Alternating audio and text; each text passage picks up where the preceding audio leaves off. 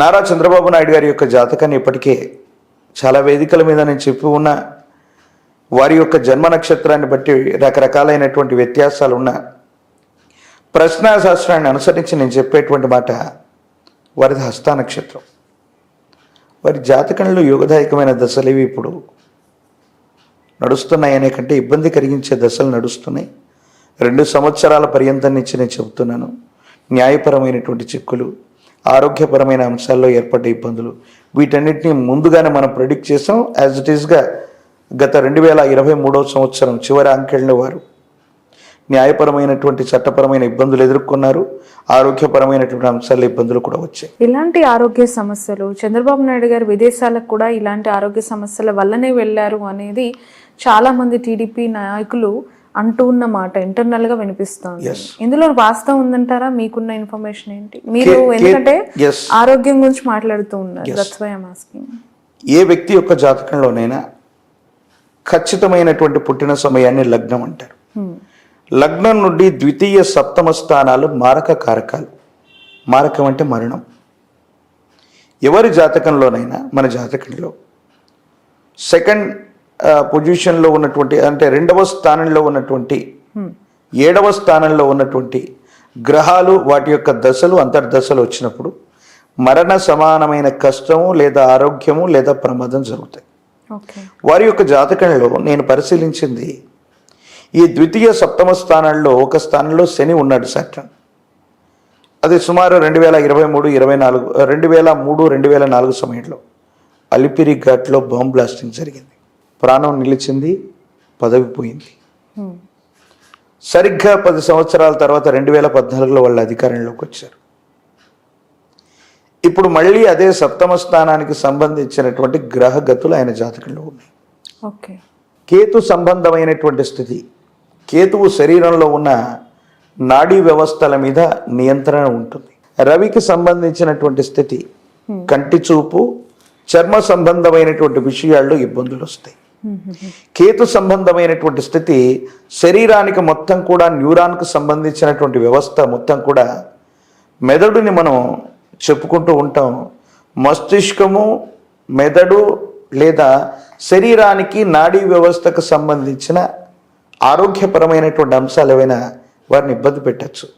అంటే నేను వారి యొక్క జాతకంలో ఉన్న ఇబ్బందిని చెప్తున్నాను తప్ప మాన్యశ్రీ మాజీ ముఖ్యమంత్రి వర్యులు చంద్రబాబు నాయుడు గారి యొక్క నేతృత్వంలో మన ఉభయ తెలుగు రాష్ట్రాల్లో చాలా అభివృద్ధికరమైనటువంటి పరిస్థితులు ఉన్నాయి. సైబరాబాద్ అంటే మనం చంద్రబాబు నాయుడు గారిని గుర్తు చేసుకుంటాం. కానీ నేను చెప్పబోయేటువంటి విషయం సంచలనం కోసం చెప్పట్లేదు.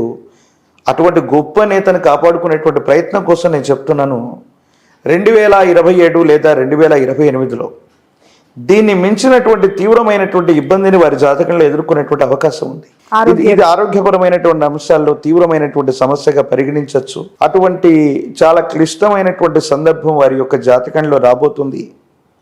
కాబట్టి కేతు సంబంధమైన లేదా తాంత్రిక విధానంలో గణపతికి సంబంధించిన విశేషవంతమైనటువంటి క్రతువులు కూడా ఇప్పటికీ కొన్నిటిని సోషల్ మీడియా ద్వారా కొంతమందికి నేను ఇప్పుడే వాటిని చెప్పి ఉన్నాను. మళ్ళీ మన వ్యవస్థ ద్వారా కూడా మన క్యూబ్ టీవీ నుంచి కూడా నేను వారికి చెప్తూ ఉన్నాను.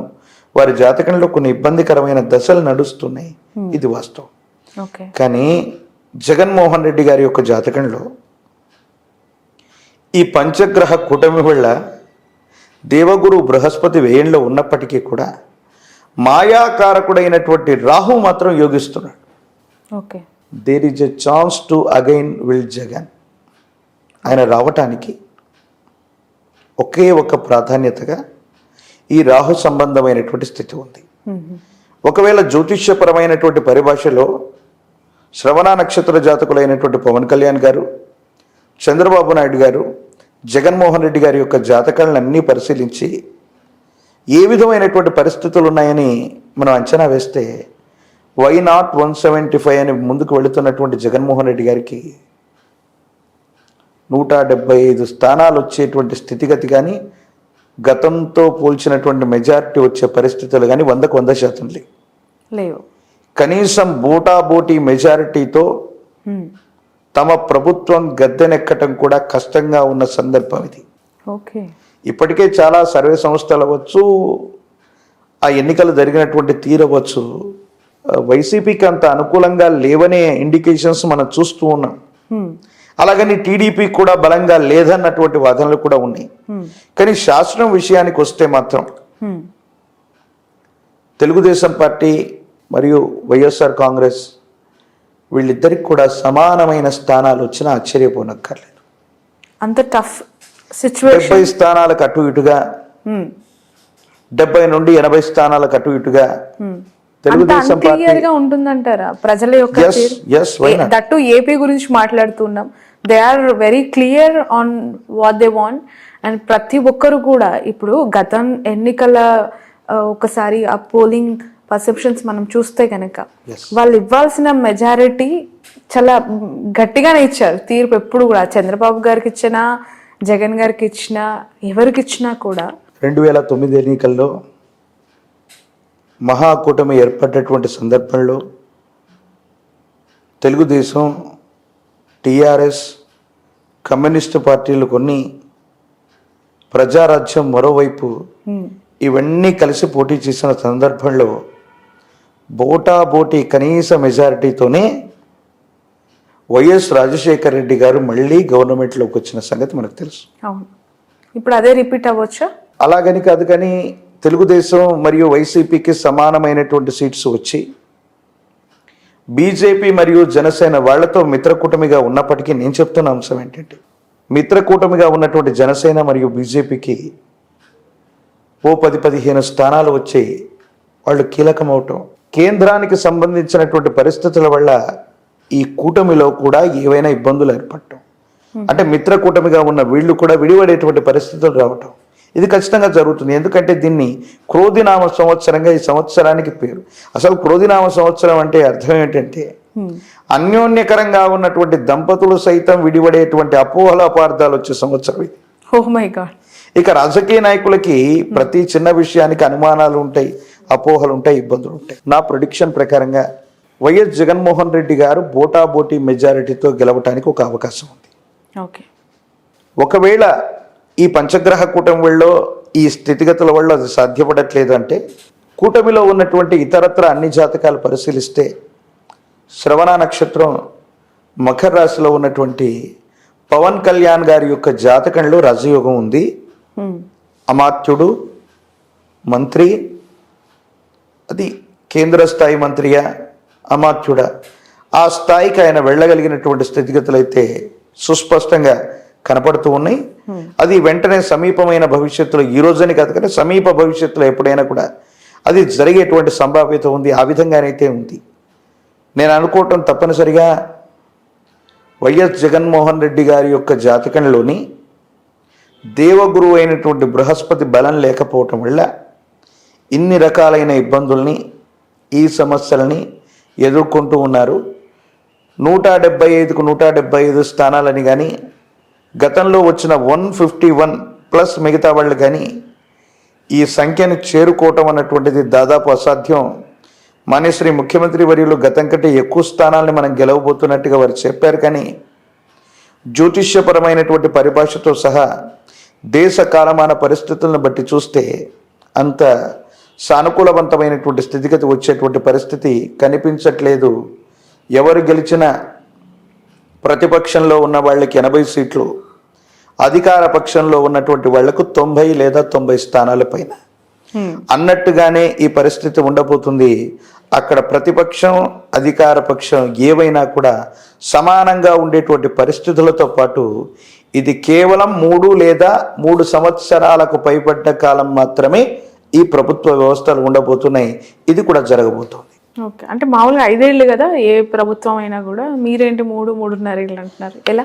అంటే రాబోయేటువంటి సంవత్సరాలకు సంబంధించినటువంటి గ్రహ గోచార పరిస్థితుల్ని ఒకవైపు తీసుకున్న దేశంలో జరిగేటువంటి మరికొన్ని మార్పులు చూస్తే 1 నేషన్ 1 ఎలక్షన్, ఎస్ ఎగ్జాక్ట్లీ అది కూడా అయి ఉండొచ్చు. 1 నేషన్ 1 ఎలక్షన్లో రాబోయే 2.5 సంవత్సరానికే మళ్ళీ ఎన్నికలు వచ్చేటువంటి అవకాశం కూడా తప్పకుండా ఉంటుంది. ప్రత్యేకించి జగన్మోహన్ రెడ్డి గారి యొక్క జాతకం, ఇందాక మనం చెప్పుకున్నటువంటి నారా చంద్రబాబు నాయుడు గారి యొక్క జాతకంలో ఖచ్చితంగా 3 ఏళ్లలో కొన్ని ఇలాంటి ఇబ్బందులు, ప్రత్యేకించి చంద్రబాబు నాయుడు గారి యొక్క జాతకంలో చాలా ఇబ్బందికరమైనటువంటి స్థితిగతులు, ఒకవేళ వారి నేతృత్వంలో ప్రభుత్వం ఏర్పడకపోయినా ఒక అస్థిరమైనటువంటి స్థితిగతి ఏర్పడడానికి కమింగ్ 3 yearsలో ఎవరి వల్ల ఇష్యూస్ జరగవచ్చు అంటారు కూటమికి సంబంధించినటువంటి పరిస్థితుల్లో చంద్రబాబు నాయుడు గారి యొక్క జాతకంలో ఉన్నటువంటి ఆరోగ్యపరమైనటువంటి అంశాలు, ఇతరత్ర స్థితిగతుల వల్ల వాళ్ళు గనక వాళ్ళ యొక్క పార్టీ కావచ్చు, వాళ్ళకు సంబంధించిన వ్యవస్థ కావచ్చు, వేరొక వ్యక్తిని అధ్యక్షుడిగా ప్రకటించటం వల్ల చంద్రబాబు నాయుడు గారు లేదా తెలుగుదేశం పార్టీ వల్లే వాళ్ళు తీసుకున్నటువంటి నిర్ణయాన్ని మిగతా కూటమిలో ఉన్నటువంటి వ్యక్తులు హర్షించకపోవటం వల్ల వాళ్ళ మధ్య ఇబ్బంది ఏర్పడేటువంటి అవకాశం ఉంది. ప్రత్యేకించి బ్రహ్మంగారి కాలజ్ఞానంలో ఒక గొప్ప మాట ఉంటుంది. 2 అక్షరముల పేరున్నవాడు దేశాన్ని పెక్కేండ్లు పరిపాలించాను. పండిత్ జవహర్లాల్ నెహ్రూ గారు 2 అక్షరాలు. వారు 16 సంవత్సరాల పాటు నిర్విరామంగా వారు ప్రధానమంత్రిగా ఉన్నారు. నరేంద్రనాథ్ మోదీ, వారి వ్యవహారిక నామం మోదీ, వారు 3 పర్యాయాలు ముఖ్యమంత్రిగా గుజరాత్కు చేశారు. వరుసగా 2 పర్యాయాలు మళ్ళీ భారతదేశానికి ప్రధానమంత్రి చేశారు.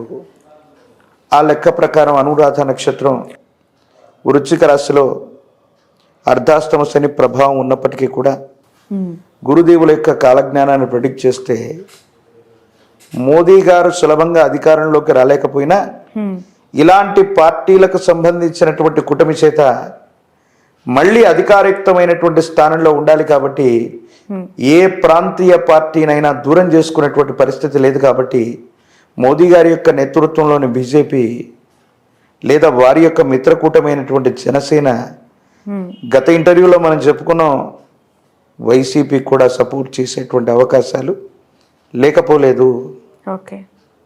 వారి ఎమ్మెల్యేలు కూడా సమీప భవిష్యత్తులో వైఎస్ఆర్ కాంగ్రెస్ పార్టీకి సపోర్ట్ చేసినా కూడా ఆశ్చర్యం లేదు. మొదటి ప్రాధాన్యతగా జగన్మోహన్ రెడ్డి గారు గెలవటానికి కొన్ని ప్రత్యేకమైన అవకాశాలు ఉన్నాయి.